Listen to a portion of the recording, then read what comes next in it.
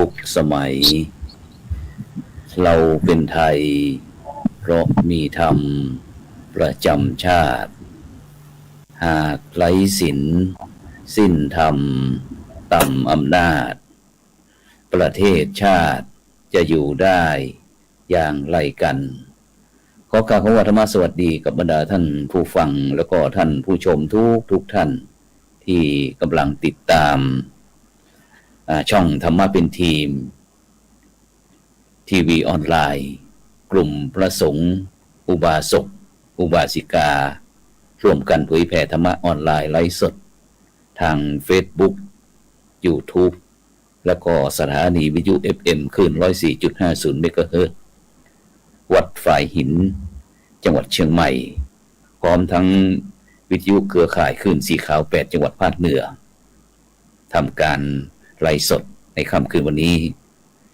ซึ่งในค่ำคืนนี้ก็เป็นคืนวันศุกร์ที่12สิงหาคมปีพุทธศักราช2565ก้าวกับผมอัตมภาพ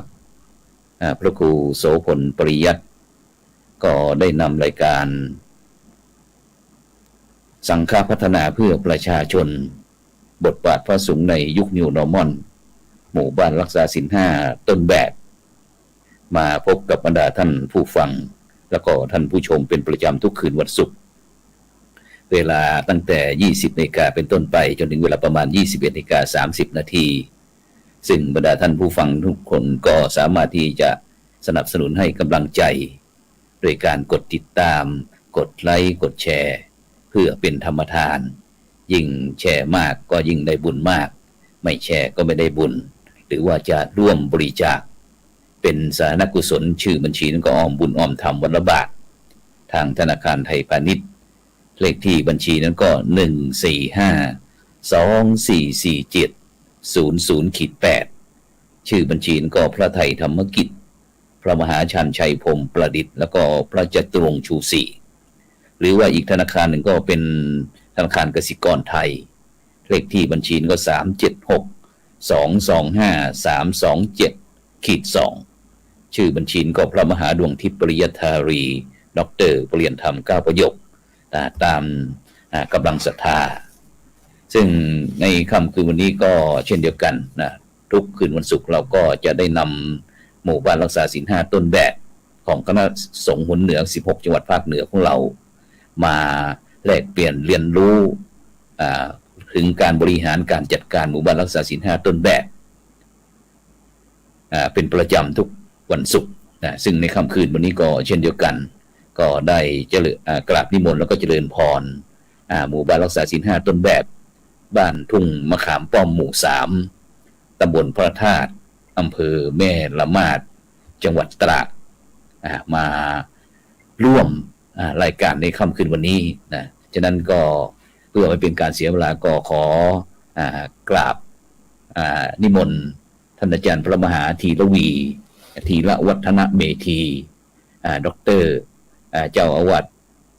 วัดดอนชัยหลวงพ่อเจ้าคณะอำเภอแม่ละมาดจังหวัดตากนมัสการครับท่านอาจารย์ครับผม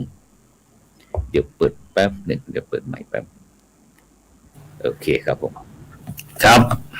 ขอถวายความเคารพท่านพระครูโสพลปริยัติครับครับสาธุครับผมครับครับที่บนแล้วก็ท่านอาจารย์พระธิการบุญยงด้วยครับแล้วก็ท่านผู้ใหญ่วันนี้มาเจอกันทางอากาศครับผมคงมีหลายประเด็นที่ต้องนำเสนอตามอาจารย์พระครูโสพลเพิ่งลงจากบทพอดีเพิ่งสวดมนต์ถวายเป็นพระราชกุศลครับผมกับสมณีนเพิ่งลงมาเสียงอาจจะแถบนิดหนึ่งครับผม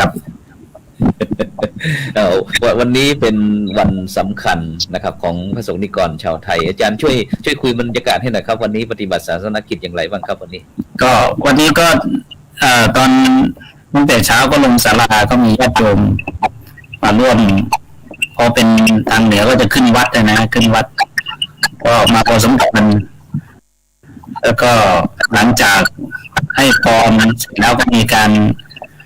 ถวายพระพรโดยการทำครับบรมสาธิสลักษณ์นะที่เราเข้าใจกันนะครับ พระบรมสารีสลักไว้ แล้วก็ร่วมกันให้ชาวบ้านได้ร่วมกันถวายพระพรแล้วก็ร้องเพลงสดุดีนะครับผมก็ถือว่าเสร็จพิธีเสร็จแล้วก็มีส่วนพระสงฆ์ก็อันนี้เนื่องจากเป็นวันพระใหญ่ก็ลงปาฏิโมกข์ครับผมนั้นก็คำก็มีการร่วมกันผมเจริญจิตภาวนาถวายเป็นพระราชกุศลเองก็เพื่อแสดงออกถึงความคือสถาบันเนี่ยมีความสำคัญต่อพวกเราในฐานะมองดูว่าสถาบันเป็นเรื่องสำคัญครับผมต้องช่วยกันเจริญและรักษาไว้ครับผมที่สำคัญก็คือช่วยกันส่งเสริมเพราะเราเห็นแล้วในประวัติศาสตร์เองถ้าไม่มีสถาบันของเราก็อยู่ยากเช่นเดียวกันดังนั้นความเป็นสถาบันจึงต้องอิงศรัทธาและความรักความเข้าใจความโดดเด่นของประโยชน์คุณูปการของสถาบันโดยเฉพาะมากษัตริย์รวมไปถึงสถาบันพระพุทธศาสนาของเรานั่นแหละก็เลยต้องในฐานะพระสงฆ์ก็ต้องช่วยกันครับผมครับสาธุครับผมครับที่เราไปที่รูปที่2ครับวันนี้ได้รับความเมตตาจากหลวงพ่อพระธิการบุญยงนะครับประภากะโลนะครับเจ้าอาวาสวัดทุ่งมะขามป้อมนะครับตำบลพระธาตุอำเภอเมตมาศจังหวัดตากนมัสการครับหลวงพ่อครับผมครับเป็นนึกว่าไปตอนนี้หลวงพ่อจำวัดอยู่ที่โรงพยาบาลโรงพยาบาลเมตมาศใช่ไหมครับประจำอำเภอเนาะประสบอุบัติเหตุไปทำยังไงไอ้ที่ขับรถไถนาครับแล้วก็รถมีมือนึกว่าเหนื่อยจากการเตรียมงานหมู่บ้านรักษาศีล5นะครับสาธุครับหลวงพ่อครับผมตอนนี้รบกวนหลวงพ่อเพราะหลวงพ่ออยู่ที่โรงพยาบาลด้วยนะใจสู้จริงๆไปที่ท่านที่3ท่านผู้ใหญ่จันทร์สว่างพวงคำผู้ใหญ่บ้านทุ่งมะขามป้อมหมู่ที่4ตำบลพระธาตุอำเภอเมตมาศจังหวัดตากขอเจริญพรท่านผู้ใหญ่พร้อมกับนมัสการพระเดชพระคุณนะครับหลวงพ่อได้รับเป็นประตูปริยัติสำหรับผู้ใหญ่นะครับสำหรับผู้สนใจผู้ใหญ่บ้านทุ่งมะขามป้อมที่ตำบลพระธาตุได้รับเป็นจังหวัดสาธุไปอีกท่านหนึ่งท่านคุณหมอวิษณุกุดันผู้อำนวยการโรงพยาบาลส่งเสริมสุขภาพบ้านทุ่งมะขามป้อมอำเภอแม่ละมาดจังหวัดตากขอเจริญพรคุณหมอ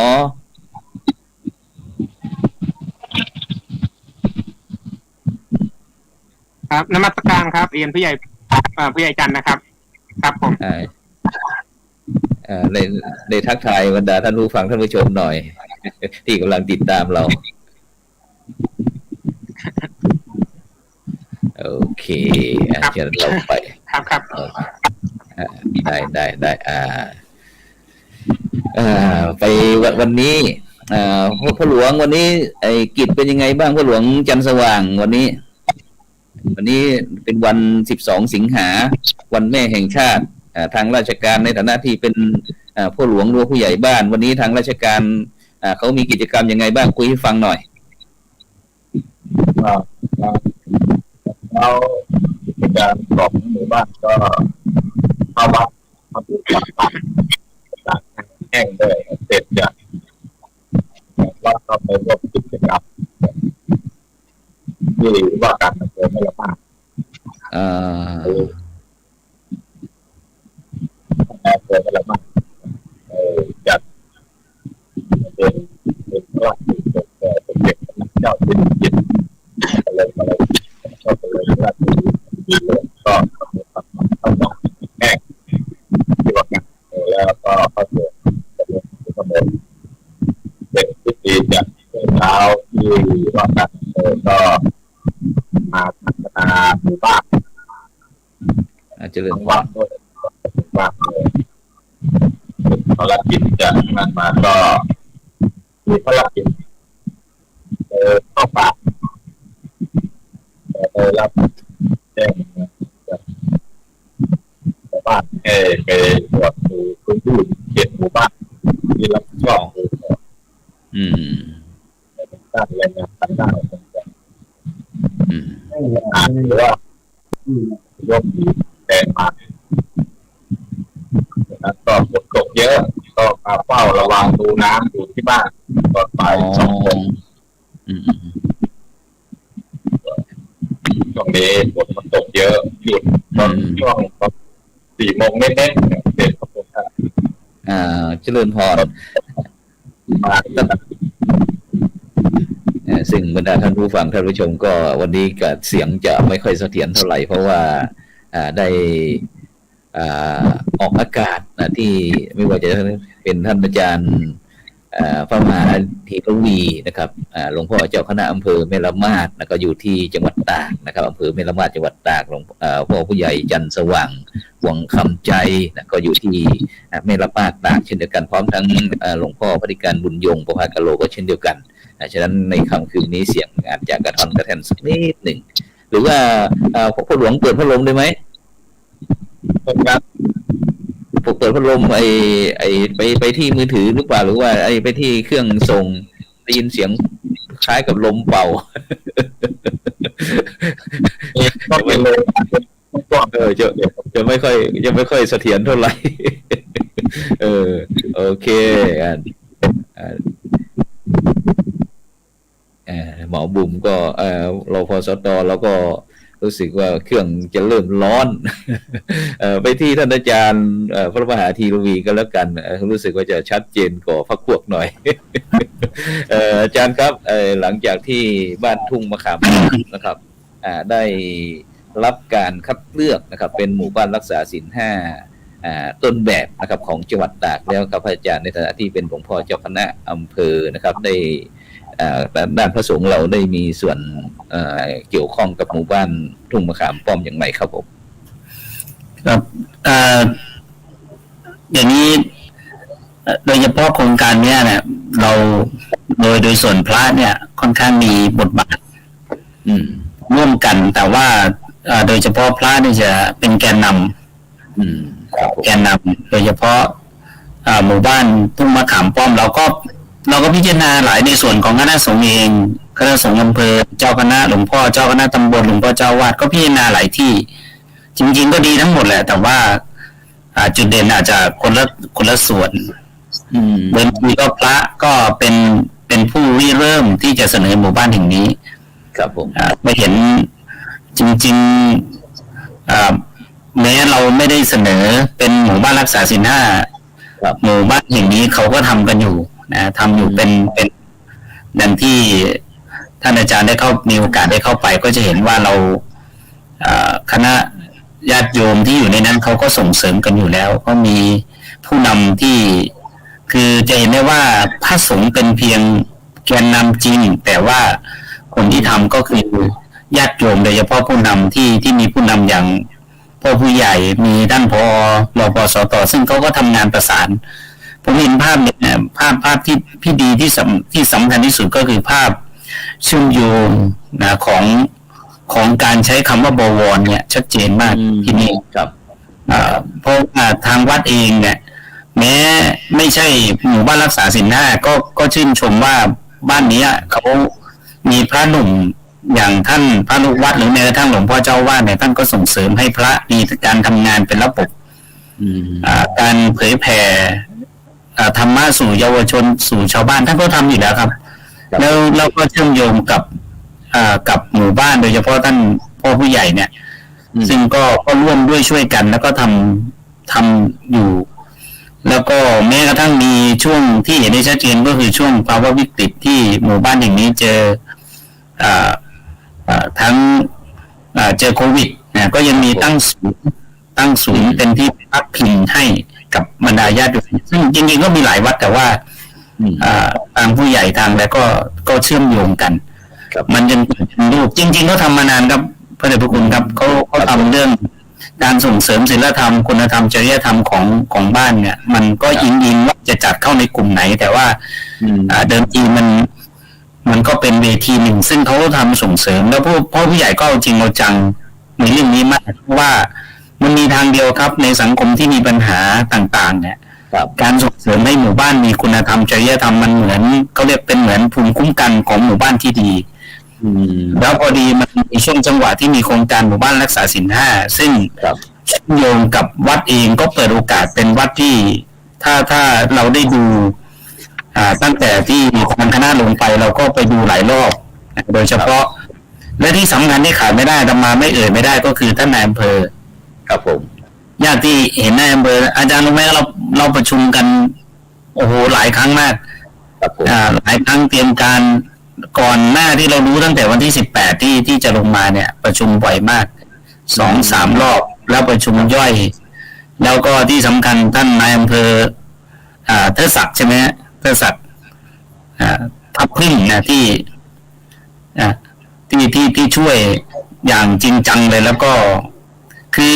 ผมมีโอกาสได้ไปประชุมตั้งแต่โครงการเริ่มแรกนั่นนะครับครูผมเป็นพระแกนนำรุ่นแรกนะที่ตั้งแต่มีโครงการหมู่บ้านรักษาศีล 5สมัยเจ้าคุณท่านยังมีชีวิตอยู่เป็นรุ่นแรกแล้วจนมีธรรมนูญผมจำได้ผมไปประชุมเป็นพระแกนนำของจังหวัดตาก2รูปแต่รูปหนึ่งท่านมรณภาพไปแล้ว ครับผมครับ ซึ่งก็เป็นรุ่นแรกเลยครับ ที่เขากลับมาขับเคลื่อนขับเคลื่อนเรื่องนี้พยายามคือจะสำเร็จไม่ได้เลยถ้าผู้นำทุกระดับโดยเฉพาะที่เป็นตั้งแต่ผู้ว่านายอำเภอผู้ใหญ่บ้านหรือส่วนราชการต่างๆ ครับผม นะครับผมว่าสำเร็จไม่ได้ถ้าไม่ได้อาศัยเขา อันนี้เป็นเรื่องฉะนั้นพระสงฆ์ทุกส่วนของอำเภอเนี่ยเราสามัคคีกันมากครับโดยเฉพาะอำเภอแม่ละมาดคณะสงฆ์ท่านมีจิตวิญญาณของความเป็นพระที่ช่วยกันที่ช่วยครับผมฉะนั้นที่ท่านพระครูช่วยเนี่ยแต่ที่ถามที่พระครูถามจริงคณะสงฆ์เราร่วมกันทั้งเจ้าคณะตำบลเจ้าคณะอำเภอทั้งหลวงพ่อจังหวัดทำงานกันแบบช่วยกันจนงานจนออกมาเจอครับผมครับผมครับฉะนั้นไปที่หลวงพ่อเจ้าวาดนี่ครับเจ้าพ่อครับหลวงพ่อเจ้าวาดได้มีส่วนในการที่ช่วยเหลือโครงการว่ารักษาศีล 5ยังไงบ้างครับหลวงพ่อครับผมหลวงพ่อพระครูอธิการบุญยงครับผมผมได้ช่วยแบบตัดหญ้าอะไรสถานที่ในครับสถานที่วัดข้างบนนี่ท่านสมยศเลขาทำครับผมกับท่านเองก็ว่าเราไปคีรีก็มาช่วยว่าเดี๋ยวว่าจะมาช่วยครับพอดีหลวงพ่อมีลูกศิษย์ที่เป็นการเป็นงานใช่ไหมแล้วไอ้ที่วัดเราหลวงพ่อครับไอ้ทางไอ้ส่วนทั้งคณะสงฆ์หรือว่าทางอำเภอหรือว่าไอ้ส่วนราชการนะครับเขามาปรึกษาหลวงพ่อยังไงบ้างครับพอเขาคัดว่าไอ้เจ้าบ้านทุ่งมะขามป้อมนี่แหละเป็นหมู่บ้านรักษาศีล 5ต้นแบบของจังหวัดตากของเราเนี่ยหลวงพ่อหนักใจไหมหรือว่าสบายชิวๆผมสบายครับแต่ว่าผมด้วยนี่เขาทำงานแทนตลอดครับโอ้ครับแล้วหลวงพ่อไอ้ได้ส่งเสริมพระอาจารย์สมยศหรือว่าหลวงพี่ดำยังไงบ้างในที่ให้นโยบายอะไรเขาที่เขาไปตามโรงเรียนอะไรต่างๆหลวงพ่อครับไปสอนธรรมศึกษาหรือว่าสอนศีลธรรมให้เด็กๆตามสถานศึกษาหลวงพ่อได้มีวิธีการหรือว่านโยบายอย่างไรให้พระอาจารย์สมยศหรือว่าพระอาจารย์ดำแกบ้างครับผมหลวงพ่อได้คุยยังไงนี่ทางเจ้าคณะพระเลขาที่เขาชวนเข้าไปทำแบบไม่ได้ถึงอะไรแต่เขาก็ทำตามหน้าที่ครับ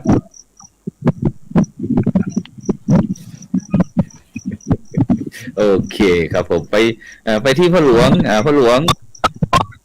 จันทร์สว่างไปที่พ่อหลวงจันทร์สว่างเมื่อรู้ว่าทางคณะสงฆ์แล้วก็ส่วนบ้านเมืองเขาเนี่ยคัดเอาบ้านทุ่งมะขามป้อมเป็นหมู่บ้านรักษาศีล 5ต้นแบบผู้ใหญ่ได้มาวางแผนยังไงได้มาประชุมลูกบ้านหรือว่าคณะกรรมการอะไรยังไงคุยให้ฟังหน่อยได้รับกับสบายพ่อหลวง พ่อหลวงไม่ต้องพนมมือละไม่ต้องพนมมือสบายคุยได้เลยหมู่บ้านน่ะทำอยู่แล้วนะครับการที่ทุกวันพระแล้วก็วันอาทิตย์ในหมู่บ้านทำอยู่แล้วทางคณะศรัทธาญาติโยมของหมู่บ้านเนี่ยไม่มีความหนักใจว่าเราทำอยู่เนี่ยมันจะเข้าหลัก4-5หรือไม่ก็ได้แนะนำบอกว่าการที่เจ้าอาวาสรองเจ้าอาวาสและคณะสงฆ์ของวัดเนี่ยพูดเจริญความเมตตาให้เราทุกวันพระทั้งเช้าและทั้งเย็นตอนเย็นก็สวดมนต์ที่วัดเช้าทำบุญตักบาตรแล้วก็วันอาทิตย์ก็ออกเข้ามาในหมู่บ้านทุกวันอาทิตย์เหมือนกับวันพระเหมือนกันเป็นธรรมะเป็นสวดมนต์เป็นคุ้มบ้านหัวหน้าคุ้มบ้างลูกคุ้มบ้างทุกอาทิตย์อยู่แล้วก็บอกว่านั่นแหละมันก็เข้าหลักง่ายอยู่แล้วการที่เราจะเดินการอะไรนะมันไม่ได้ไปดูที่ว่าเราจะทำที่มันเคยอะไรมันไม่มีอยู่แล้วเราณปัจจุบันเนี่ยเรารับจากใจเราได้อยู่แล้วก็มีส่วนบางส่วนเราต้องปรับใจเราให้ได้รับจากใจให้เข้าให้ถูกแต่ก็เนี่ยชาวบ้านก็จะเรียนการที่เราจะถูกประเมินว่าเราการประเมินว่าเข้าไปว่าหมู่บ้านเราเนี่ยรับจากให้ไหมเราใช้หลักอะไรใช้ได้แต่ประเมินเนี่ยใช้หลักของในหลวงร.9มาตั้งแต่ปี52มาแล้วเพราะว่าการที่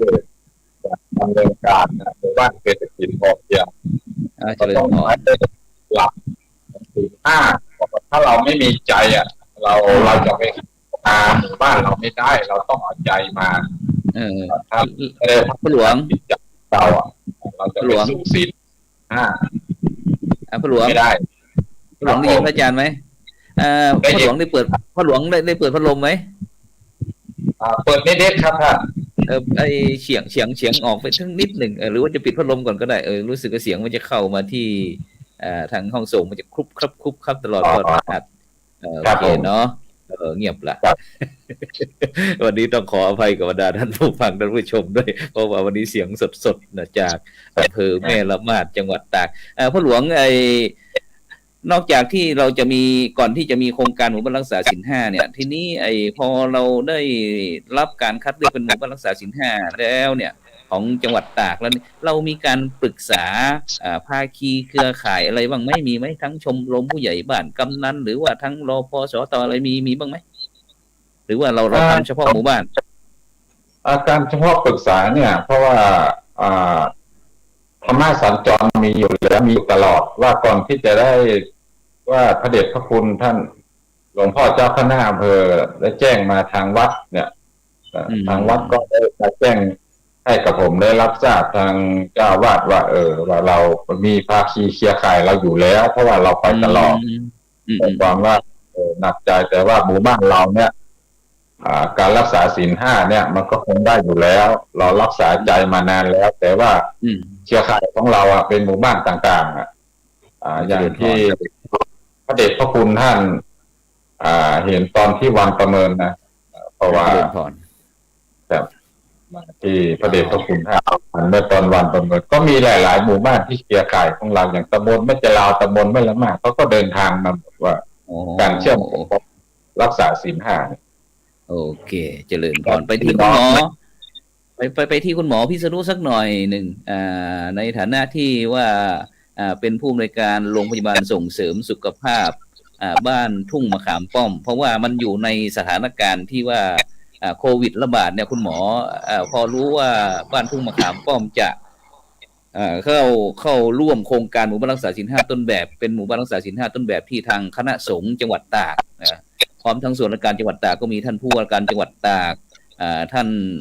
หลวงพ่อเจ้าคณะจังหวัดตากแล้วก็ผู้อำนวยการสำนักงานพุทธศาสนาจังหวัดตากเนี่ยคัดเลือก บ้านทุ่งมะขามป้อมทั้งที่อยู่ในสถานการณ์ที่ว่าโควิดก็ยังมีอยู่เนี่ยไอ้ท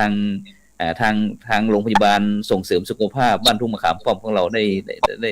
ด้แสดงความคิดเห็นอย่างนี้ยังไงบ้างครับนมัสการนะครับนมัสการแล้วก็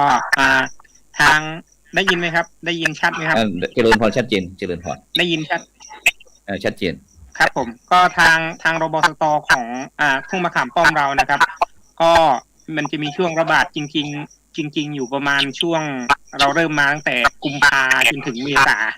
เป็นช่วงที่ระบาดเยอะที่สุดในบ้านทุ่งมะขามป้อมก็จะมีคนที่เป็นป่วยเป็นโควิดเนี่ยช่วงนั้นก็ประมาณในบ้านทุ่งมะขามป้อมประมาณ150-160 คนอันนี้เฉพาะที่ตรวจเจอแล้วแจ้งนะครับแต่ว่าในกลุ่มอื่นที่เราไม่ตรวจเนี่ยก็น่าจะเยอะเป็นครึ่งหนึ่งของหมู่บ้านเพราะช่วงนั้นมันจะเป็นช่วงโอมิครอนลงมาซึ่งแม่ละมาดเนี่ยจะถูกกลุ่มด้วยอำเภอ2อำเภอท่าสองยางกับอำเภอแม่สอดเขาจะเป็นกันก่อนแต่แม่ละมาดเนี่ยจะมีการควบคุมจะมีการป้องกันดีมากแล้วก็จะป้องกันมาตลอดก็คือตอนช่วงของโควิดของอะไรนะครับตอนช่วงของเชื้อชุดก่อนเชื้ออู่ฮั่นกับเชื้ออะไรนะเดลต้าเนี่ยอุดอยู่ครับผมอุดอยู่แต่พอโอมิครอนปุ๊บแตกหมดทั้งอำเภอแม่ละมาดเลยก็แต่ว่าโชคดีอย่างหนึ่งก็คือมันเป็นมาเร็วแล้วไปเร็วคือช่วงเริ่มจริงๆประมาณสักกุมภาแล้วก็เราก็สามารถจัดการเสร็จประมาณเมษาจนศูนย์ CI ตอนช่วงนั้นที่เราตั้งอยู่ที่วัดทุ่งมะขามป้อมตอนช่วงแรกนี่ก็ทำงานหนักแต่พอเราใช้ระบบหลุดเสียงหลุดไปเดี๋ยวคงเข้ามาเนาะไปที่ท่านอาจารย์หลวงพ่อเจ้าคณะอำเภอก็แล้วกันเนาะตอนนี้เราไปที่หลวงพ่อเจ้าคณะอำเภอว่าเมื่อกี้ได้ยินท่านผู้ใหญ่จันทร์สว่างได้เข้ามาแล้วโอเคครับเดี๋ยวค่อยไปกันนะครับไปหลวงพ่อเจ้าคณะจะเดินผ่อนถ้าจะหลุดครับพระอาจารย์ครับต่อได้เลยก็คือพอได้ยินพอหลังจากเมษาเสร็จแล้วก็เราควบคุมโรคอยู่นะครับพอเจ้าหน้าที่ทั้งอสมทั้งผู้นำชุมชนทั้งอำเภอทั้งอะไรมาช่วยกันระบบของการรักษาในชุมชนของเราก็คือเราใช้ระบบอสมชาวบ้านชุมชนพ่อผู้ใหญ่กรรมการหมู่บ้านเนี่ยช่วยกันดูแลกันเองดูแลกันไปเยี่ยมกันกักตัวไม่ได้ไปโรงพยาบาลนะครับเฉพาะเคสหนักเฉพาะหนักคือส่งไปโรงพยาบาลตอนแรกจะอยู่ในวัดแต่พอสักพักหนึ่งเยอะเกินไปในวัดไม่พอเราก็เลยอาศัยชุมชนดูแลกันเองแล้วเราก็สามารถจัดการให้อยู่หมัดภายในประมาณ2 เดือนนะครับพอหลังจาก2 เดือนเสร็จก็เลยเข้ามาเกี่ยวกับเรื่องของทราบพอเสร็จงานพอดีปิด CI พอดีทางวัดปิด CI ก็เราก็ได้เข้าร่วมกับโครงการหมู่บ้านศีล 5ซึ่งทางผู้ใหญ่ทางพระอาจารย์ก็เข้าไปปรึกษาในการดำเนินงานนะครับซึ่งตามหลักของกับผมอยู่แล้วนี่ก็คือผมเนี่ยหยุดเหล้ามาเกือบ 6-7 ปีละคือไม่รับประทานเด็ดขาดนะเนาะแล้วก็เราก็อสมเนี่ยทุกปีอยู่แล้วที่ว่าช่วงเข้าพรรษาเนี่ยจะมีการเชิญชวนประชาชนให้ร่วมกันงดเหล้าเข้าพรรษาซึ่งจะมีทุกปีซึ่งเจ้าหน้าที่เราก็ครับผมเจ้าหน้าที่เราก็จะเข้าโครงการกันทุกคนนะครับตอนนี้แล้วก็พอได้โครงการนี้เข้ามาแล้วก็เราก็มันมีโครงการเด่นๆของชุมชนที่ทางกลุ่มอสมทีมงานส่งเสริมสุขภาพทำอยู่แล้วครับทุกปีที่เราจะมีจัดชมรมทูบีน้ำวันซึ่งเกี่ยวกับเรื่องยาเสพติดโดยเฉพาะซึ่งจะมีจัดชมรมทูบีน้ำวันให้กับเยาวชนของหมู่บ้านเราเนี่ยของทุกหมู่บ้านจนอสมของเราในเขตของรับผิดชอบของวัดทุ่งมะขามป้อมคือห้วยสลุงเป็นสาขาซึ่งอสมดีเด่นคนหนึ่งที่เราไปจัดบูธวันนั้นเป็นอสมดีเด่นสาขาป้องกันและแก้ไขปัญหายาเสพติดซึ่งได้ระดับชาติในปีพุทธศักราช 2456 ซึ่งไปรับรางวัลอยู่ที่กรุงเทพเป็นอสมดีเด่นระดับชาตินะครับเป็นสาขาเดียวในอำเภอแม่ละมาดซึ่งอำเภอแม่ละมาดจะมีอยู่3คนที่เป็นอสมดีเด่นระดับชาติแต่ว่าสาขาดีเด่นด้านป้องกันยาเสพติดจะอยู่ที่เขตมะขามป้อมเราเนี่ยนะครับวันนั้นนะครับที่เรานำเสนอครับผมแล้วในสถานการณ์ปัจจุบันที่ในตำบลทุ่งมะขามป้อมตำบลพระธาตุของเราเป็นยังไงบ้างตอนนี้ปัจจุบันนี่แหละสถานการณ์โควิด ไม่ได้ชัดเลยครับ เสียงไม่ชัดเลยครับพระอาจารย์ เสียง ต้องไปที่ท่านอาจารย์หลวงพ่อเจ้าคณะอำเภอแล้วไปคุยเกี่ยวกับเรื่องเมื่อกี้ได้เห็นบอกว่าไอ้ธรรมสัญจรครับอาจารย์ครับผม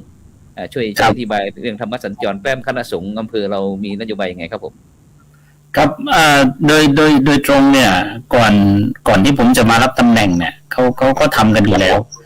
ธรรมสัญจรก็เข้าในส่วนต่างๆเช่นโรงเรียนหรือแม้กระทั่งในส่วนราชการที่นิมนต์ก็จะเป็นพระทีมงานของหลวงพ่ออาจารย์พระครูอธิการพระอธิการบุญยงนะครับท่านสมยศเขาก็จะมีทีมกลุ่มพระคนรุ่นใหม่ที่เข้าไปบรรยายตามโรงเรียนตามส่วนราชการและในช่วงพรรษาก็จะไปเชื่อมโยงเขาก็ทำในนามตอนนี้เราก็ยกระดับให้เป็นกลุ่มเผยแผ่ของอำเภอแล้วจนไปสอดรับกับงานใน6ฝ่ายของคณะสงฆ์จังหวัดซึ่งก็ได้ให้คนรุ่นใหม่ได้ออกไปเผยแผ่ธรรมในเชิงรุกจริงๆเราทำมาแล้วแหละแล้วก่อนแต่ก็ได้ผลในเชิงเชื่อมโยงกับกลุ่มส่วนงานต่างๆเพื่อให้คนรุ่นใหม่ผมกล้าพูดนะครับท่านพระครูว่าในโดยเฉพาะทุ่งมะขามป้อมเนี่ยหรือแม้กระทั่งในอำเภอแม่ละมาดเนี่ยคดีใหญ่ผมยังไม่เจอนะครับคดีพวกตั้งแต่เรื่องจับนู่นนี่นั่นเนี่ยน้อยมากหรือไม่เป็นข่าวก็ไม่รู้แต่ว่าในข่าวระดับประเทศเนี่ยไม่มีแล้วก็ที่สำคัญในระดับหมู่บ้านยิ่งไม่มีผมคิดว่าไม่รู้นะผมมองจากมิติของการทำงานของส่วนงานต่างๆไม่ว่าจะเป็นผู้ใหญ่ท่านนายอำเภอหรือแม้กระทั่งทางส่วนโรงพยาบาลส่งเสริมสุขภาพในระดับหมู่บ้านที่เราเห็นเนี่ยในระดับตำบลหมู่บ้านเนี่ยเขาก็ทำงานกันอย่างจริงจังแล้วก็เอามาขยายแล้วที่สำคัญคือเมื่อขยายแล้วมันเห็นผลแล้วก็เห็นผลชัดเจนอาจารย์ไปดูได้ใน 2-3 ปีผมก็ยังติดตามอยู่ยังไม่เห็นข่าวขับรันฟันแทงโวยวายในโดยเฉพาะในเรื่องยาเสพติดอะไรเนี่ยไม่มีและที่เห็นชัดเจนถามว่าไม่มีก็คือยังไม่เจอแล้วก็ยังไม่ได้มีข่าวที่เป็นระดับประเทศเพราะว่าส่วนต่างๆเขาทำกันอาจจะเป็นเพราะว่าอำเภอไม่ใหญ่แต่ผมว่าไม่ใช่ประเด็นแต่ประเด็นก็คือการเรามีการทำงานร่วมกันการทำงานร่วมกันจึงออกเป็นผลที่ชัดเจนผลนี่แหละมันเกิดจากการประสานงานหรือที่เรียกว่าบวรครับอาจารย์ชัดเจนครับผมเมื่อกี้ถามพอดีท่านคุณหมอก็ท่านพอตอบได้เลยเมื่อกี้ท่านถามว่าสถานการณ์โควิดแม่ละมาดเป็นไงบ้างค้างอีกนะต่อไปคุณหมอผอพิษณุครับได้ยินไหมครับชัดเจนสถานการณ์ปัจจุบันนี้เป็นยังไงสถานการณ์โควิดในปัจจุบันที่ทุ่งมะขามป้อมของเราณวันนี้นะครับพระอาจารย์ก็คือณวันนี้เริ่มมาแล้วครับณวันนี้ช่วงเดือนนี้เริ่มมาทยอยมาทั้งอำเภอสถานการณ์เบื้องต้นเนี่ยก็คือวันหนึ่งจะเริ่มมา4-5 รายนะครับของอำเภอแม่ละมาดเนี่ยครับผมแล้วก็วันนี้ล่าสุดก็คือวันนี้ของบ้านทุ่งมะขามป้อมมา1 รายนะครับมา1 รายแล้วก็จะมีเขตของจะมีท่านนายกก็เพิ่งเป็นวันก่อนก็ตอนนี้ก็กักตัวอยู่ก็คือมันเหมือนว่าเริ่มเข้ามาอีกครั้งหนึ่งในช่วงที่เสียงหลุดไปอีกแล้วรอแป๊บหนึ่งความจริงวันนี้ก็ภาคีเครือข่ายเรานับไปเยอะเลยทั้งท่านนายกเจเลนายกองค์การบริหารส่วนตำบลพระธาตุวันนี้นะความจริงจะต้องมาออกรายการกับเราพร้อมทั้งคุณโยมธีรชัยใจแก้วนี่ก็เป็นโคกหนองนาสิ่งนี้ก็อาจจะมีปัญหาด้านระบบสักนิดหนึ่งเพราะว่าฝนอาจจะตกทีนี้คุณหมอบอมเกี่ยวกับเมื่อกี้คุยยังโควิดอยู่ไหนๆเราก็ให้ความรู้เขาหน่อยว่าในปัจจุบันเนี่ยโควิดที่ได้ที่ทุ่งมะขามป้อมเรา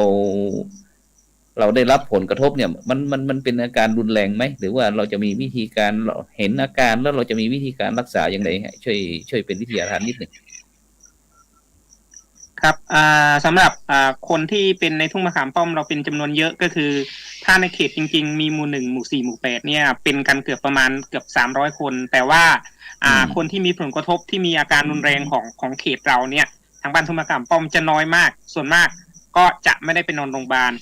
จะได้แค่จะมีผู้สูงอายุบางคนที่ถ้า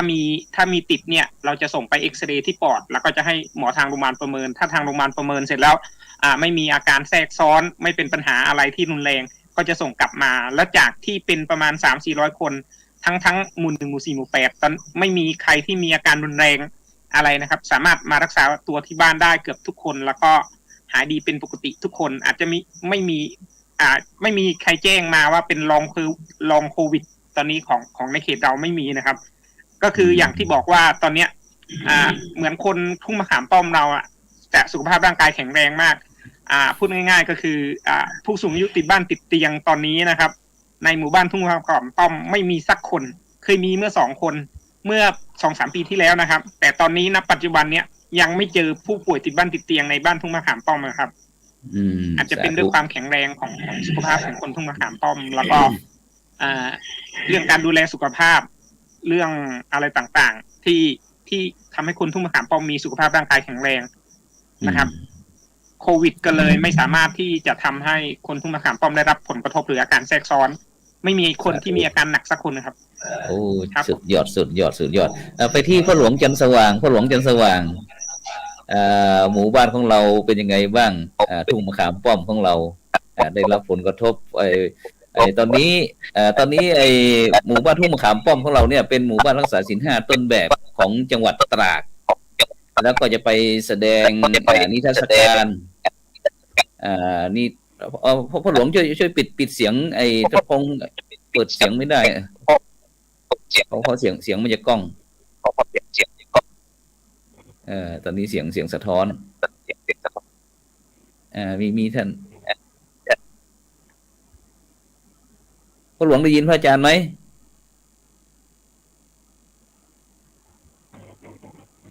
ได้ยินนะได้ยินครับโอเคเพราะว่าถ้าเราเปิดเสียงหรือว่าเปิดเครื่องอะไรอยู่ใกล้ๆมันจะสะท้อนไม่ได้เปิดอะไรครับจะมีท่านอื่นไหมครับพ่อหลวงตอนนี้เสียงมันเป็นเอ็กโค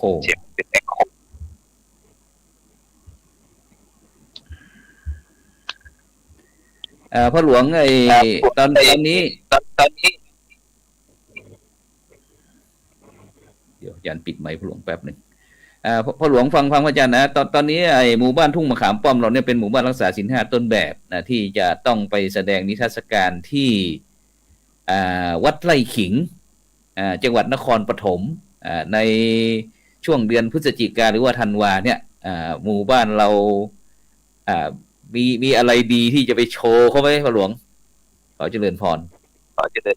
ก็มีหลายอย่างครับเฉพาะของในหมู่บ้านก็มีเป็นตะกร้ามีจักสานด้วยไม้ไผ่ก็มีหวายก็มีครับเป็นหลายอย่างแล้วก็จะเป็นด้านการบริโภคก็จะมีกล้วยฉาบอะไรก็มีแล้วก็กล้วยฉาบก็มีแล้วก็มีข้าวเพื่อสุขภาพก็มีจะเตรียมไปเป็นข้าวสุขภาพคือข้าวไร้สารข้าวเพื่อสุขภาพก็มีเพราะว่าได้คุยกับพี่น้องชาวบ้านไว้แล้วว่าถ้าเราได้ไปที่วัดไร่ขิงเราก็ต้องเอาผลิตภัณฑ์ของเราไปแสดงที่วัดไร่ขิงนะครับแล้วก็จะมีหลายๆอย่างเราเอาไปแล้วเราก็เอาไปจำหน่ายผลิตภัณฑ์ของเราเอาไปจำหน่ายที่จะได้ให้เขารู้บ้างว่าผลิตภัณฑ์ของเรานะที่ว่าเหมือนกับ ทางบ้านทุ่งมะขามป้อมเนี่ยมีประสบการณ์มา2-3 ครั้งแล้วก็ไปที่เกี่ยวกับหมู่บ้านเศรษฐกิจพอเพียงไปที่อิมแพกเมืองทองธานีมาอยู่ทั้งหมด3 ครั้งแล้วฮะไปแสดงนิทรรศการเป็นภาพของหมู่บ้านนะเกี่ยวกับอันนี้เป็นของหมู่บ้านโดยตรงเลยนะครับ ที่ไปแสดงมาทั้ง3 ครั้งนะครับแบบบ้านจำลองอะไรแล้วก็ผลิตภัณฑ์ที่เรามีอยู่ผักผลไม้ที่เราปลูกเป็นผักสวนครัวรั้วกินได้นะครับ ทุกหลังคาบ้านปลูกผักเนี่ยก็เคยไปมาแล้วก็อาจจะเป็นไม้กวาดนะครับไม้กวาดดอกหญ้าไม้กวาดทางมะพร้าวที่เราจะจัดไปแสดงที่ถ้าไปวัดไร่ขิงที่จะไปแสดงเขาก็จะเอาไปจำหน่ายที่นู่นด้วยก็มีจะได้รวมกลุ่มกันก็รู้ได้เลยนะครับช่วงนี้มันรวมกลุ่มกันไม่ได้ครับเพราะว่า1 หน้าฝนแล้วก็เป็นช่วงหน้าทำพืชผลการเกษตรด้วยครับดำนาอะไรกันก็เพิ่งเสร็จอย่างเงี้ยแต่มีกลุ่มในหมู่บ้านนี้มีอยู่หลายกลุ่มที่จะจัดไปที่วัดไร่ขิงนะแล้วการที่เตรียมตัวที่จะไปวัดไร่ขิงเนี่ยพ่อหลวงจะต้องไปประสานงานกับภาคีเครือข่ายต่างๆนั่นนะ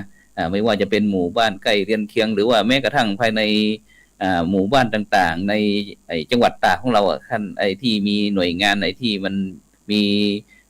สินค้าโอท็อปอะไรต่างๆเราไปเพราะว่าตรงนั้นจะทั้ง77 จังหวัดทั่วประเทศเลยฉะนั้นที่วัดไร่ขิงนี้อาจารย์อาตมาจะคุยให้ฟังมีจังหวัดเชียงใหม่ตัวแทนจังหวัดเชียงใหม่นั้นโอ้ดูเขาขนฟักไปไม่รู้กี่คันรถนะรู้สึกคุ้มคุ้มฉะนั้นพ่อหลวงจะต้องหลังจากนี้พ่อหลวงจะต้องไปเตรียมละเพราะว่าเหลือเวลาไม่กี่เดือนเองเนาะฉะนั้นก็อย่างภาคีเครือข่ายพ่อหลวงอย่างที่โคกหนองนาหรือว่าที่อะไรนะสวนสีเขียวเลยนะที่มีสินค้าโอท็อปอะไรต่างๆนั่นนะที่เป็นวิสาหกิจชุมชนมีอะไรบ้างพ่อหลวง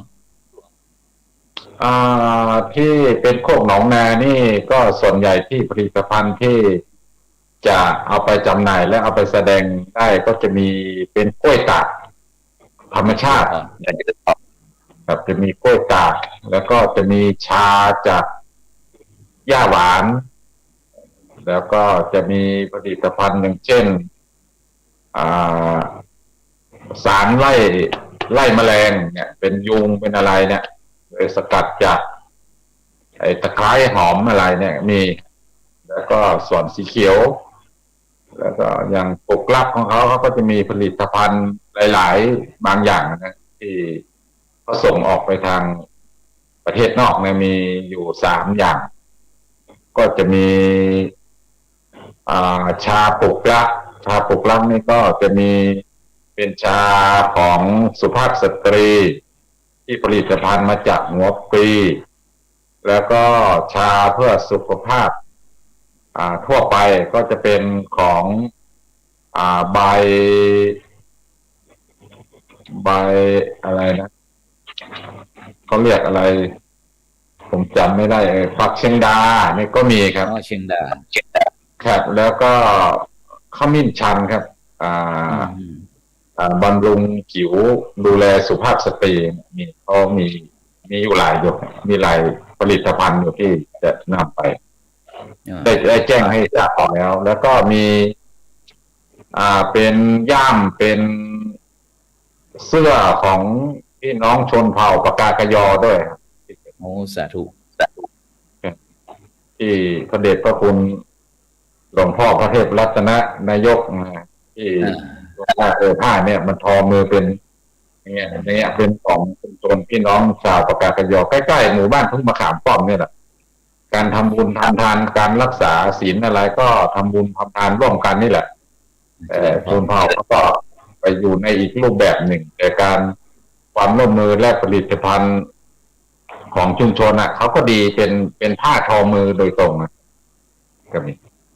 ได้ประสานไว้แล้วไปที่หลวงพ่อเจ้าคณะอำเภอหลวงพ่อครับเมื่อกี้ได้ยิน ว่าทางพระสงฆ์คนรุ่นใหม่ของเรามีความสำคัญมากครับฉะนั้นในสถานการณ์โควิดนะครับอย่างลูกพระลูกเนนของเราได้รับผลกระทบบ้างไหมครับหลวงพ่อครับถ้าในส่วนของพระเนี่ยก็ถ้าอยู่ในเขตอำเภอก็ที่ทราบข่าวเนี่ยก็ไม่มีนะไม่มีก็ถ้าอยู่ในอำเภอก็ปกติก็จะรายงานทางไลน์แต่ว่าในช่วงนี้ไม่เจอแต่ว่าถ้าอยู่ในวัดของผมนี่ก็หายละหายก็จะมีบ้างหายมาเรื่อยๆแต่ว่าก็1 คน 1 รูป 1 คนอะไรเงี้ยเพราะเนื่องจากเป็นโรงเรียนฉะนั้นเมื่อโรงเรียนก็อาจจะรับจากคนข้างนอกบ้างแต่ว่าข้างในเนี่ยไม่มี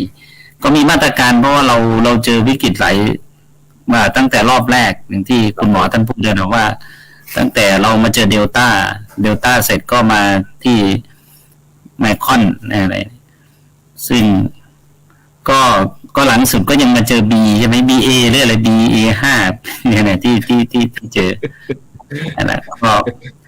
ก็คือคงเจอทุกสายพันธุ์นะแต่ยังมันเนื่องจากอย่างที่เขาคาดการณ์นะท่านอาจารย์พระครูว่าทุกคนต้องติดแน่นอนครับผมไม่รอดแน่ทุกคนแต่ว่าก็ต้องขึ้นอยู่กับว่าใครจะเขาเรียกอะไรนะเขาใช้ยังไงนะคือเหมือนกับท่านโฆษกสบคพูดถึงเนี่ยเรียกว่าอะไรใครหลุดเนี่ยถ้าหลุดเมื่อไหร่หมายถึงกาดตกตัวกาดตกเมื่อไหร่นี่แหละมีหวังถ้าไม่อยากให้กาดตกก็คือต้องดูแลตัวเองนะครับครับผมที่วัดที่เนื่องจากมีพระเนรจำนวนมากก็ต้องดูแลตามมาตรการเช่นใครมีเราก็มีที่พักคอยเป็นในวัดนะครับเป็นเรียกว่า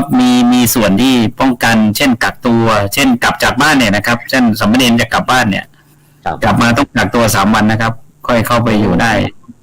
แล้วก็ต้องมีมาตรการเช่นเช็คด้วย ATK ตลอดนะครับกลับมาต้องเช็คต้องกักเพื่อความสบายใจของหมู่คณะครับผม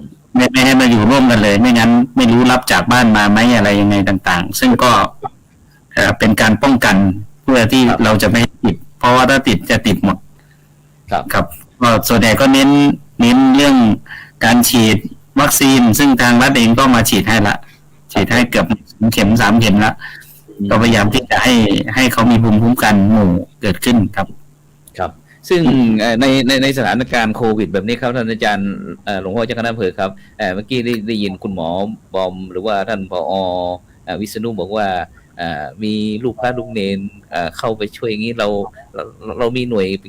ภาคีรานุปถัมภ์ใช่ไหมครับในสังคมปัจจุบันนี้ความหวังก็คือพระสงฆ์เนี่ยเรามีไหมครับของคณะสงฆ์เราภาคีรานุปถัมภ์ของเราก็มีแต่ว่าด้วย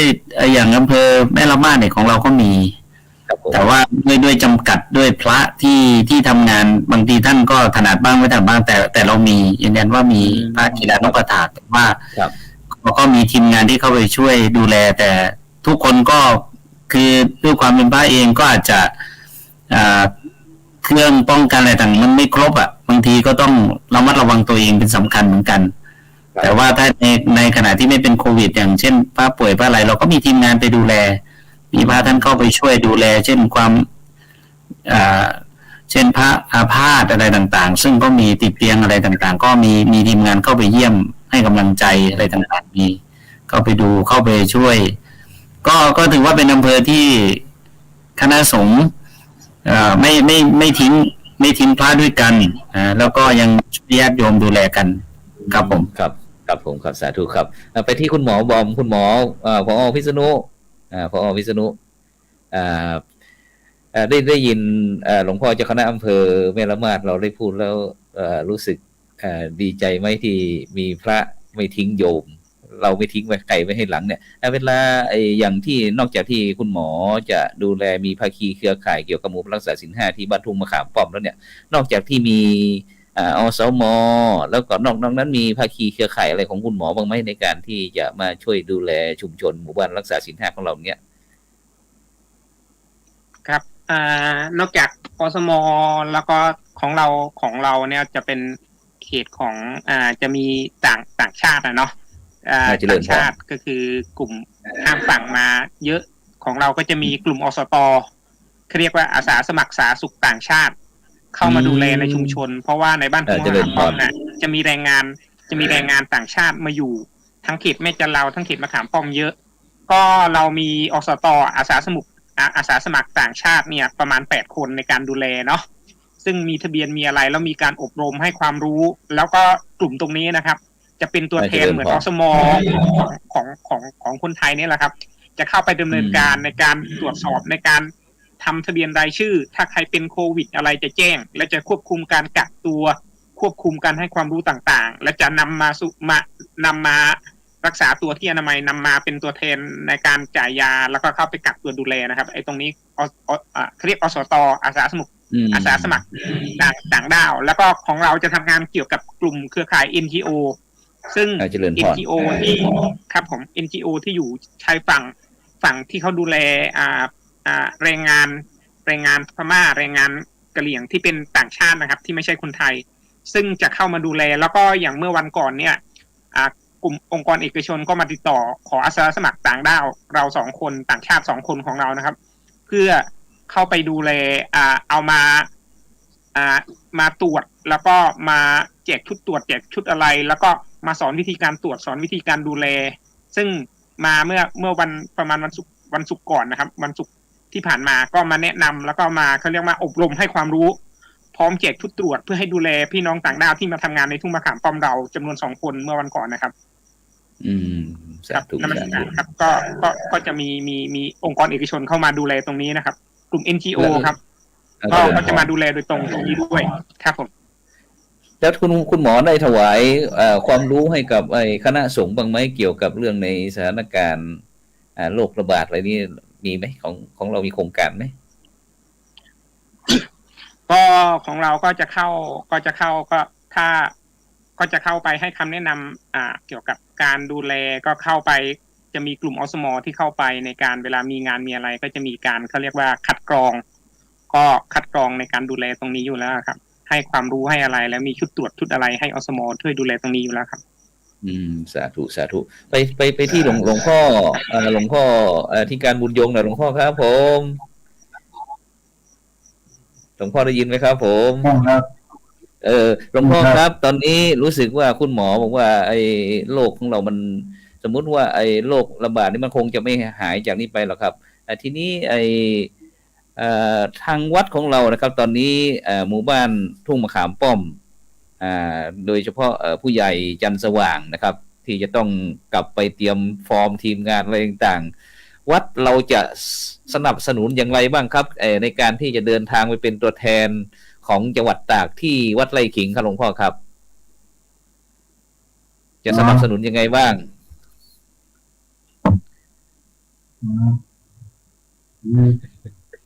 นี่ต้องปรึกษาเขาจำอยู่ด้วยอีกทีผมคิดเองเขาพูดเลยครับ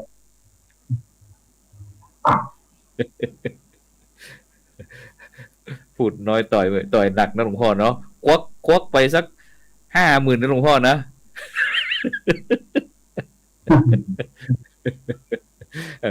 พอดีหลวงพ่อในช่วงนี้ก็ยังอยู่ที่โรงพยาบาลนั่นนะท่านผู้ฟังท่านผู้ชมนะซึ่งก็น่ารักมากๆนะหลวงพ่ออุตส่าห์มานั่งหน้าจอกับพวกเรานั้นฉะนั้นเราไปที่ผู้ใหญ่จันทร์สว่างก็แล้วกันผู้ใหญ่จันทร์สว่างนะทีนี้นอกจากที่ภาคีเครือข่ายเรื่องงบประมาณในการที่สนับสนุนโครงการหมู่บ้านรักษาศีล 5ของเราเนี่ยกิจกรรมอะไรต่างๆโดยเฉพาะหน่วยองค์การบริหารส่วนตำบลความจริงท่านนายกเจเลท่านนายกอบต.ก็จะมาด้วยแต่เจเลวารีวิชัยนายกองค์การบริหารส่วนตำบลพระธาตุของเราเนี่ยสิ่งใดนายกก็ได้รับผลกระทบจากโควิดเช่นเดียวกันความจริงท่านก็จะมาออกรายการแต่ไม่รู้จะติดขัดตรงไหนนะเขาสนับสนุนโครงการจัดงบประมาณอะไรบ้างไหมพ่อหลวงสว่างเขาสนับสนุนอย่างไรตอนที่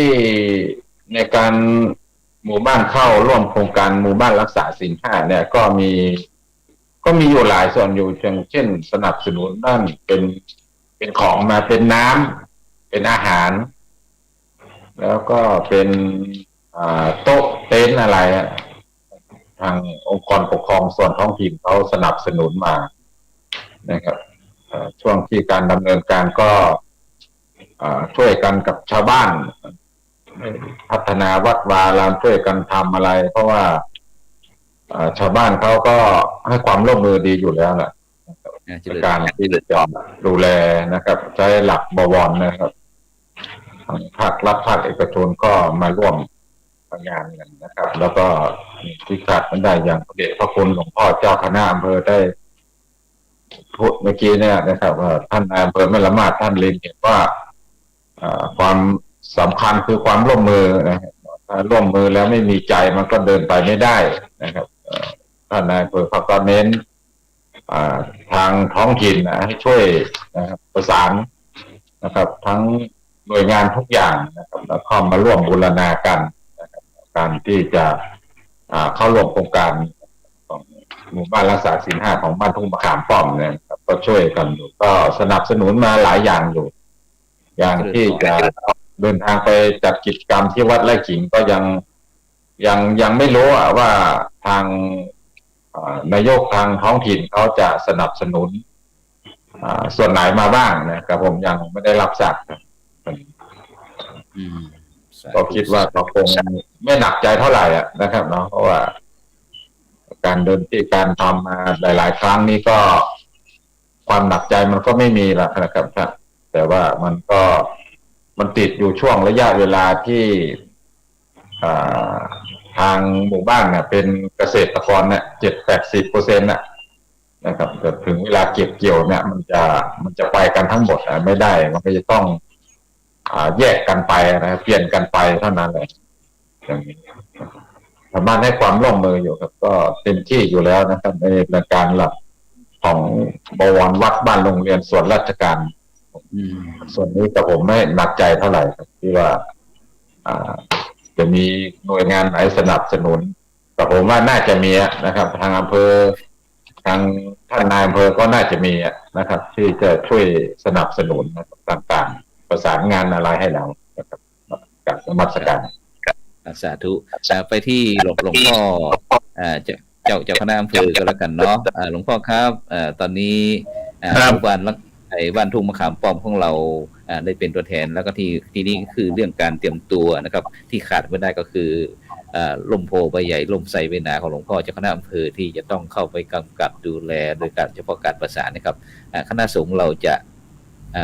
ทำอย่างไรครับในการที่จะส่งเสริมให้หมู่บ้านรักษาศีล 5ของเราได้ไปโชว์นิทรรศการหรือว่าไปร่วมมหกรรมหมู่บ้านรักษาศีล 5ที่วัดไร่ขิงครับผมเดิมทีเนี่ยของเราเคยในอดีตเคยมีที่อำเภอแม่สอดก็ไปแสดงนะฮะที่วัดไร่ขิงแต่ทีนี้โดยคณะสงฆ์จังหวัดเองก็ได้ช่วยนะไม่ว่าจะเป็นทั้งจตุปัจจัยที่ช่วยสนับสนุนก็คงไม่มีปัญหาสำหรับเพราะถือว่าเป็นงานของคณะสงฆ์นะพระเดชพระคุณหลวงพ่อเจ้าคณะจังหวัดก็คงไม่ได้ไม่ปล่อยไม่ทิ้งเพราะว่าอย่างที่บอกว่าคณะสงฆ์จังหวัดตากของเราทำงานร่วมกับทุกภาคีเครือข่ายอยู่แล้วนะแล้วก็ที่สำคัญคือยิ่งเป็นตัวแทนของคณะสงฆ์ทั้งจังหวัดถือเป็นโอกาสที่จะได้เผยแผ่วัฒนธรรมหรือสิ่งที่คือผมก็ยังยืนยันว่าผมอยู่หลายภาคเคยไปดูงานที่ไหนผมก็เห็นว่าที่นี่อันนี้ไม่ได้ยุยอตัวเองว่าก็ทำอย่างจริงจังอาจารย์ก็เห็นนะครับแล้วก็แต่มันเป็นอาจจะเป็นพ่ออำเภอเล็กๆที่ไม่ได้ค่อยประชาสัมพันธ์แต่ว่าเขาทำงานในเชิงรุกของชาวบ้านการประชาสัมพันธ์ผมก็ยังยึดถือว่าการทำงานของเขาค่อนข้างที่จะไปได้ไวแล้วก็ยิ่งมีผู้นำมาช่วยเนี่ยมันไปไวมากครับพระเดชพระคุณแล้วก็ผมก็เพิ่งรู้นะนี่ผมอย่างเช่นวิสาหกิจชุมชนเนี่ยที่เอาไปแสดงผมว่ามีหลากหลายมากผมมองถึงวิสาหกิจชุมชนที่เป็นผลิตภัณฑ์ที่กำลังเป็นทางรอดของสังคมทางเลือกของสังคมเนี่ยรวมไปถึงบ้านไม่ว่าจะเป็นไร่มดลักอะไรต่างๆที่เราเห็นเนี่ยใช่ไหมครับใช่ครับมีหญ้าหวานที่สามารถที่จะไปเป็นสมุนไพรชนิดหนึ่งซึ่งผมว่าเยอะมากถ้าพูดจัดเป็นระดับที่จะไปโชว์เนี่ยผมเห็นแล้วก็ที่เมื่อมันเป็นความสำเร็จเป็นการที่จะเสนอให้คนทั่วประเทศที่จะไปแสดงมหกรรมผมว่าทางคณะสงฆ์ไม่ทิ้งก็คงต้องได้ร่วมด้วยช่วยกันคนละไม้คนละมือ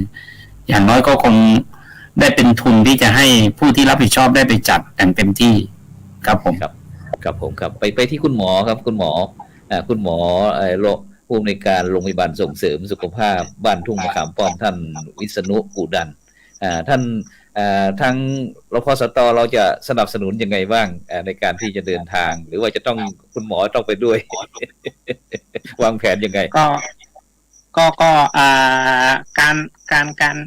การไปร่วมกิจกรรมตอนรายละเอียดเบื้องต้นนี้ยังไม่ทราบรายละเอียดนะครับว่า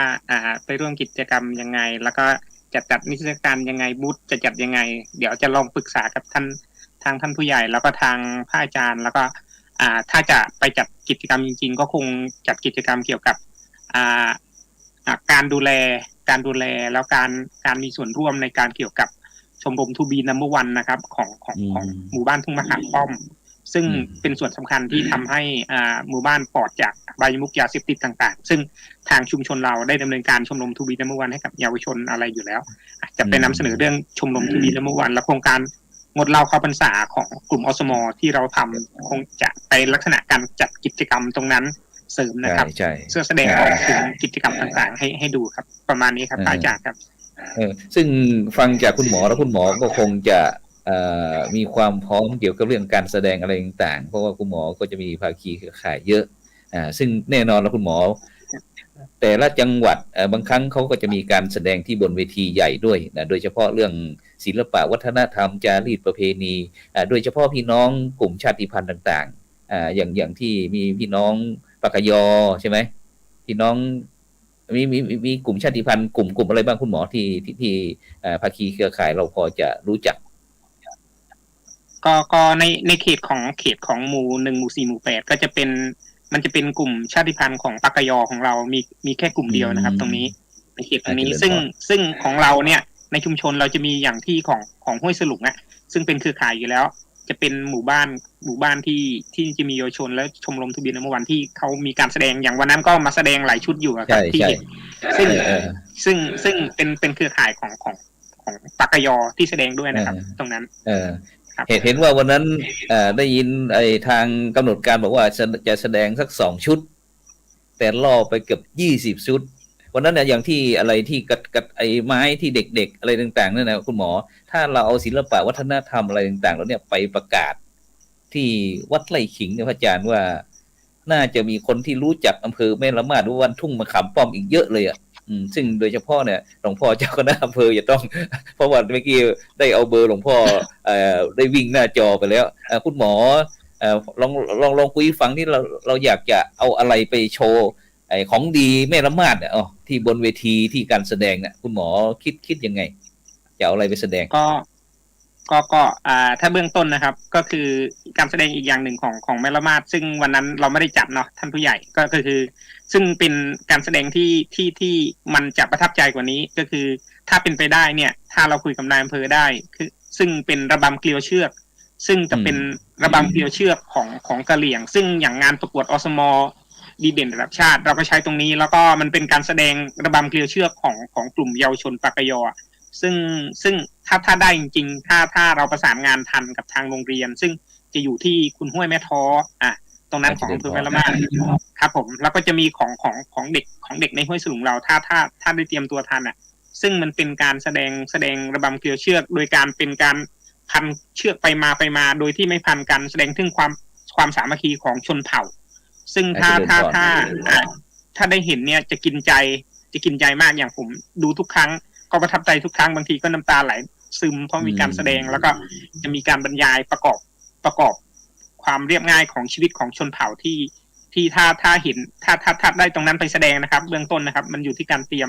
ถ้าได้ตรงนั้นไปแสดงก็คิดว่าน่าจะดูดีขึ้นดูดีแล้วก็กินใจมากครับอาจารย์กระบังเกลียวเชือกครับผมแล้วพอดีพระอาจารย์มีข้อมูลนิดหนึ่งขอให้คุณหมอในฐานะที่เป็นผู้อำนวยการรพสตโรงพยาบาลส่งเสริมสุขภาพบ้านทุ่งมะขามป้อมวันนั้นพระอาจารย์ไปในฐานะที่เป็นคณะกรรมการได้มีสถานที่เขาเรียกว่าสถานีอนามัยตรงเนี้ยที่ไม่เปลี่ยนชื่อเป็นโรงพยาบาลส่งเสริมสุขภาพประจำตำบลเนี่ยที่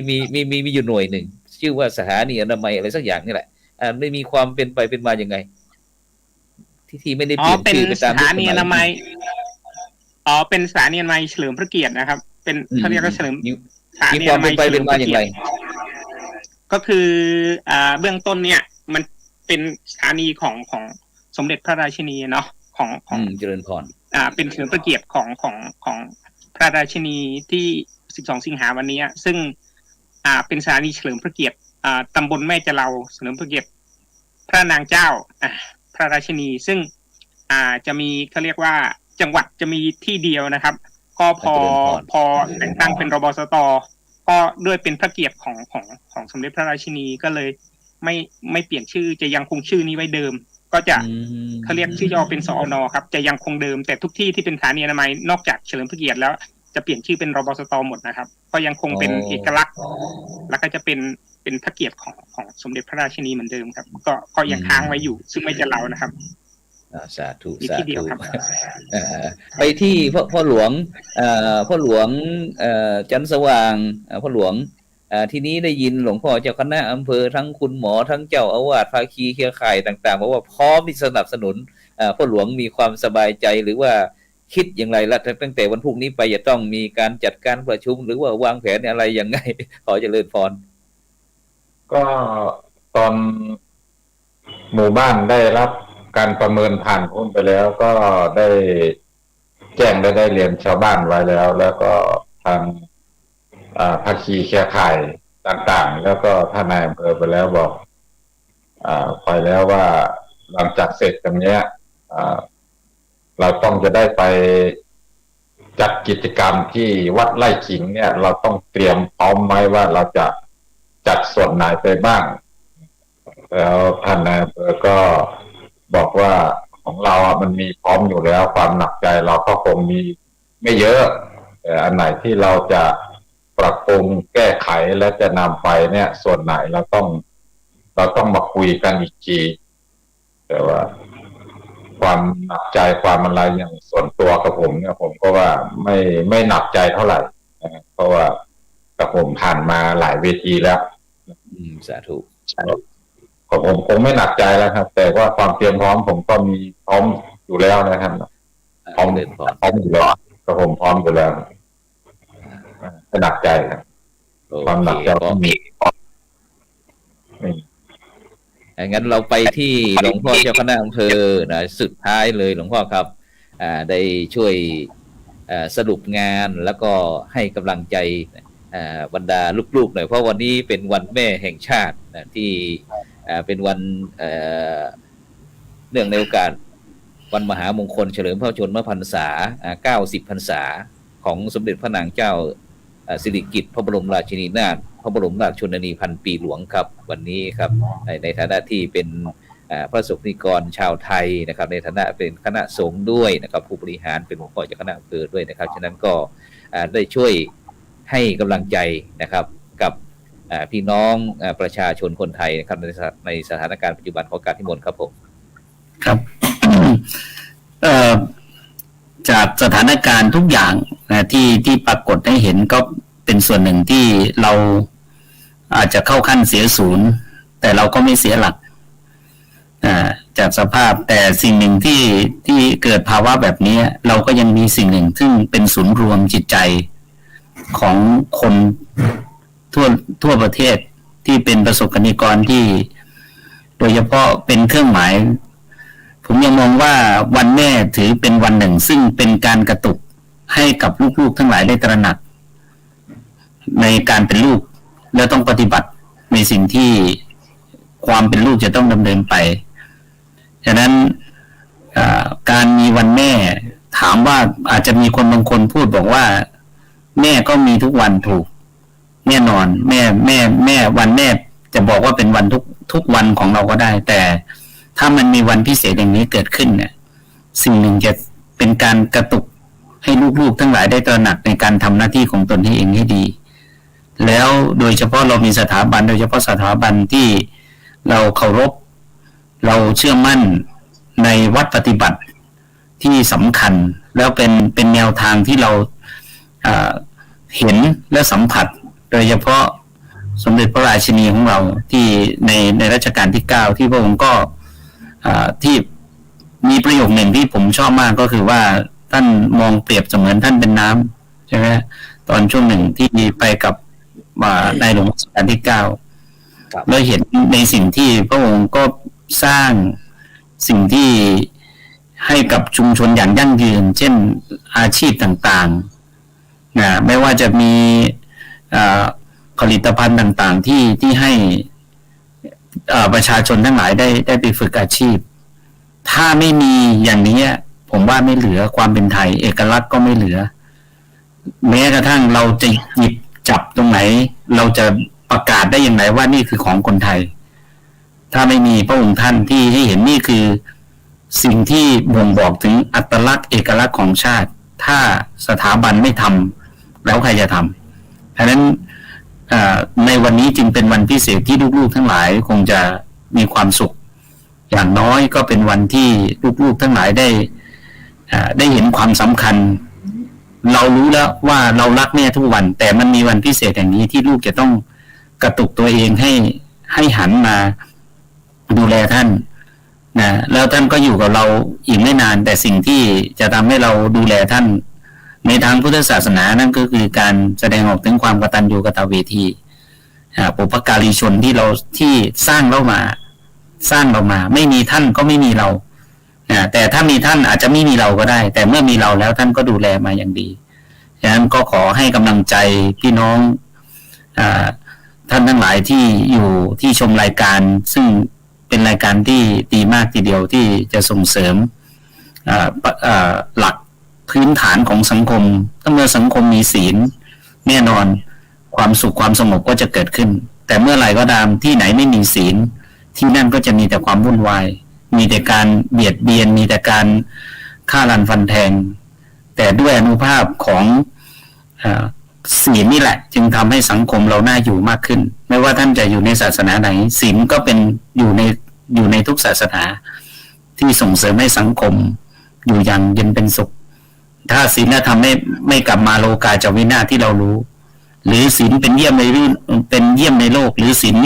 เป็นสิ่งที่ทำให้ทุกคนอยู่รอดปลอดภัยผมนึกถึงคำว่าก่อนที่จะจบนะศีลส่งให้สูงศีลส่งให้สูงศีลทำให้รวยศีลช่วยทำให้รอดซึ่งหลายคนก็คงพูดไว้แล้วดังนั้นในโอกาสวันแม่นี้ก็ขออำนาจคุณพระศรีรัตนตรัยให้กับท่านทั้งหลายได้เป็นผู้มีอายุวรรณะสุขภละปฏิภาณธนสารสมบัติมีสุขภาพแข็งแรงอย่าลืมดูแลแม่ของเราให้ดีและที่สำคัญคุณพ่อก็คงไม่น้อยใจก็ยังมีวันพ่อที่ผ่านมาด้วยก็ขออำนวยพรให้เป็นลูกที่ดีของพ่อแม่ตลอดไปเทินสาธุครับในวันนี้ก็ต้องกราบขอบพระคุณกับหลวงพ่อเจ้าคณะอำเภอแม่ละมาดนะครับหลวงพ่อพระมหาธีรวีธีรวัฒนเมธีนะครับด็อกเตอร์นะครับหลวงพ่อเจ้าคณะอำเภอแม่ละมาดนะครับหลวงพ่อเจ้าพระธิการยงบุญยงนะครับประภากะโลนะครับหลวงพ่อเจ้าอาวาสวัดทุ่งมะขามป้อมผู้ใหญ่จันทร์สว่างพร้อมทั้งคุณหมอบอมหรือว่าคุณหมอพิษณุนะที่ได้มาร่วมด้วยช่วยกันได้เตรียมความพร้อมก่อนที่เราจะได้เดินทางไปที่มหกรรมศีล5แห่งชาตินะที่วัดไร่ขิงจังหวัดนครปฐมในช่วงประมาณเดือนพฤศจิกาหรือว่าธันวานะพร้อมทั้งก็อยากจะให้ภาคีเครือข่ายของเราที่ได้รับผลกระทบจากโรคระบาดไม่ว่าจะเป็นท่านนายกเจเลพร้อมทั้งคุณพี่จวนตัวแทนจากโคกหนองนาความจริงวันนี้เราคุยกันว่าจะได้มาแต่เนื่องจากอาจจะขัดข้องทางเทคนิคอะไรก็ตามนะฉะนั้นก็ขอบคุณอนุโมทนาหวังว่าเราจะได้พบกันที่วัดไร่ขิงนะครับในค่ำคืนนี้ก็เวลาหมดเวลานะครับก็จำเป็นที่จะต้องนำในการจากบรรดาท่านผู้ฟังไปก่อนหลับฝันดีมีเงินใช้ไร้โลภะพยาธินะครับไม่เจ็บไม่จนร่ำรวยทุกผู้ทุกคนสำหรับในค่ำคืนนี้ขอกล่าวคำว่าสาธุ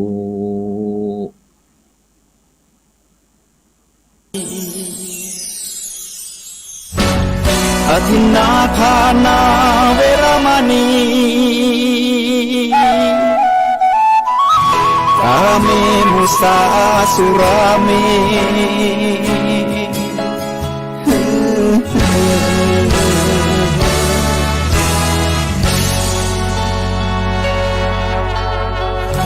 ศี ศีลคือข้อห้ามธรรมคือข้อให้พุทธองค์ตรัสไว้ชี้ทางใจให้ภาคเพียรเบญจศีล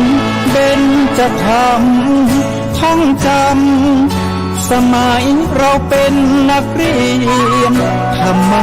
ไม่เคยแปรเปลี่ยนแต่เรายังจำได้มาทวงคำมันหมู่บ้านศีลห้าถือเป็นพันธะชาวพุทธทุกคนทั่วไทยสำนักพุทธขับเคลื่อนธรรมจุดเทียนสว่างที่กลางหัวใจสังคมจะร่มเย็นได้ศีลธรรมในใจต้องมีเบญจ